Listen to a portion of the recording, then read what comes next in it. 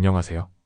오늘은 비트코인 스트래티지의 최근 흐름과 그 이면에 숨겨진 시장 흐름, 그리고 앞으로의 가능성에 대해 말씀드리겠습니다. 비트코인이 10만 5천 달러 선을 회복하며 강한 반등세를 보였습니다. 이번 상승은 신규 매수세보다는 숏 포지션 청산에 의해 촉발됐습니다. 특히 미국 내 매수세를 나타내는 코인베이스 프리미엄 지수가 높은 수준까지 급등한 것이 특징입니다. 6월 한 달간 이 지수는 대부분 그린존을 유지하며 ETF 자금 유입과 맞물린 낙관적 흐름을 드러냈습니다. 반면 바이낸스에서는 리테일 투자자의 입금 비중이 최근 2년 내 최고치를 기록했습니다. 특히 0에서 1BTC 단위의 입금이 급증하면서 소규모 투자자들의 단기 트레이딩이나 이익 실현 움직임이 활발해지고 있습니다. 온체인 분석가 마르투는 이러한 현상을 보유보다는 거래 의도가 강한 적극적 행동으로 평가했습니다.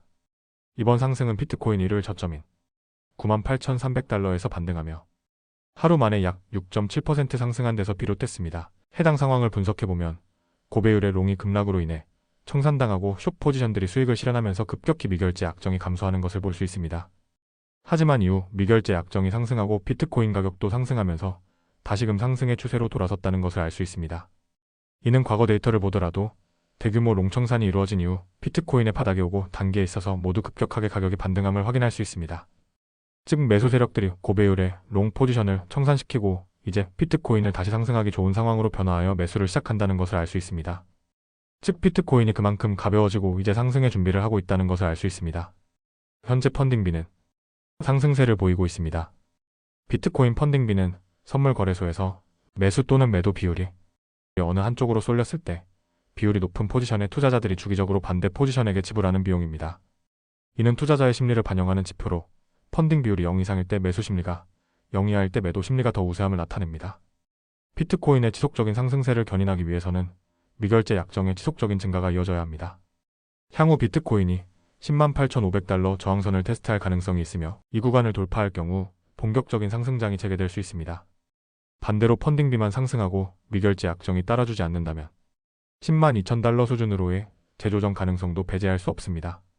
한편 억만장자 투자자 필립 라퐁이 이끄는 헤지펀드 코투 매니지먼트는 비트코인이 2030년까지 시가총액 5.2조 달러에 이를 것이라 전망했습니다. 이는 현재 시가총액 대비 153% 이상 상승한 수치로 비트코인이 아마존, 메타, 테슬라를 제치고 세계에서 세 번째로 높은 가치의 자산이 될 가능성을 시사합니다.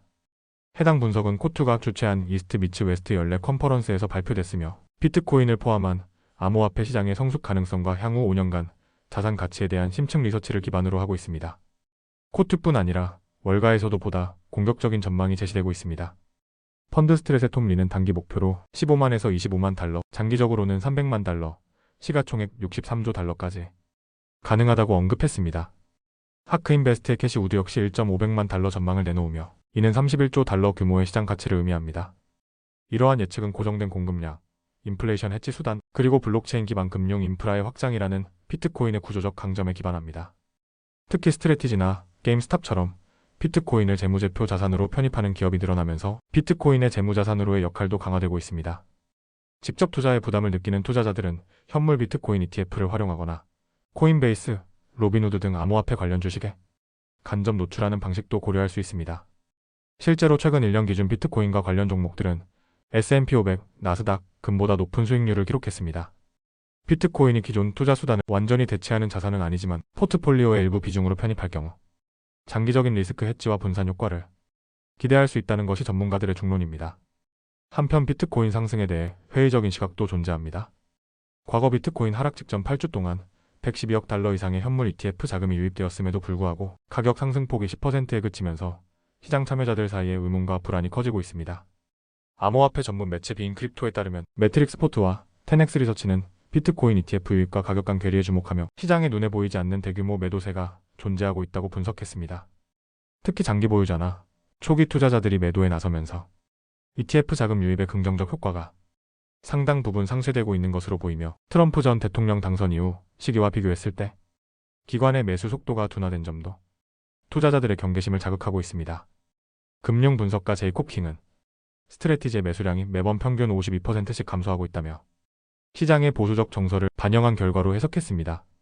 최근에는 이란과 이스라엘 간의 군사적 충돌 우려로 인해 비트코인을 포함한 암호화폐 전반의 시가총액이 단기간에 2천억 달러 이상 증발하는 등 높은 변동성이 관측되고 있습니다. 암호화폐 시장 분석 플랫폼 센티먼트는 이번 변동을 러시아와 우크라이나 전쟁 혹은 2022년 이스라엘 팔레스타인 무력 충돌 당시와 유사한 양상으로 해석했습니다. 전문가들은 현재 비트코인 가격이 ETF 자금 유입, 지정학적 리스크, 장기 보유자의 매도, 개인 투자자의 재진입 등 다양한 요인이 복합적으로 작용하는 팽팽한 균형 상태에 놓여 있다고 평가하고 있습니다. 이러한 구조적 긴장이 해소되고 수급에 대한 신뢰가 회복되기 전까지는 ETF 자금 유입과 실제 가격 간의 괴리는 일정 기간 지속될 가능성이 큽니다. 하지만 최근 고조된 이란과 이스라엘 간 긴장과 같은 지정학적 리스크는 비트코인의 단기적인 가격 변동성에는 영향을 미칠 수 있으나 중장기적인 흐름에는 제한적인 영향만을 줄 것이라는 분석이 지배적입니다.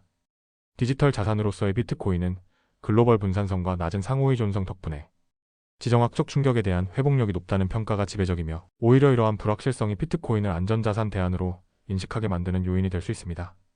결론적으로 비트코인은 아직 단기 투자자들의 매도와 기관의 매수세, 그리고 대외적인 불확실성이 혼재하며 횡보 중이지만 구조적 강점을 기반으로 한 장기 상승 동력 또한 여전히 유효합니다. 특히 스트래티지와 같은 기관 투자자들의 지속적인 보유 전략과 함께 ETF 시장의 성숙이 이어진다면 향후 비트코인과 관련 종목들은 다시 한번 시장의 중심으로 부상할 가능성이 높습니다. 최근 비트코인과 관련한 다른 종목들, 가령 서클이나 코인베이스 같은 종목의 상승으로 인해 갈팡질팡하는 분들이나 보유한 스트래티지 종목을 팔고 갈아타려고 고민하려는 분들이 많습니다. 이러한 분들에게 드리고 싶은 말씀은 매수를 해야 하는 시점은 코인베이스가 140불대였던 저평가 구간이었으며 340불까지 오른 현재의 시점은 아니라는 말씀을 드립니다.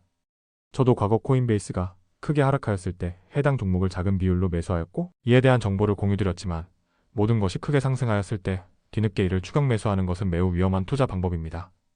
종목의 펀더멘탈을 떠나서 좋은 종목이라 하더라도 모두가 관심을 갖고 과열 징후가 발견되고 있을 때 해당 종목에 대한 투자를 진행하는 것은 일정 정도의 큰 위기를 가지는 것입니다.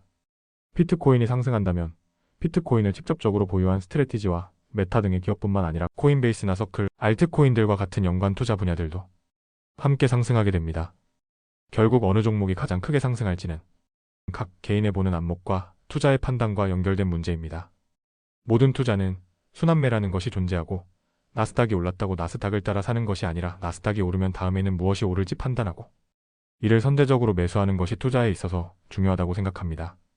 마찬가지로 서클이나 코인베이스가 올랐고 이러한 종목들과 내가 지금 투자하고 있는 종목의 미래 가능성을 비교 분석해보는 것도 좋은 투자 전략이 될 수 있습니다.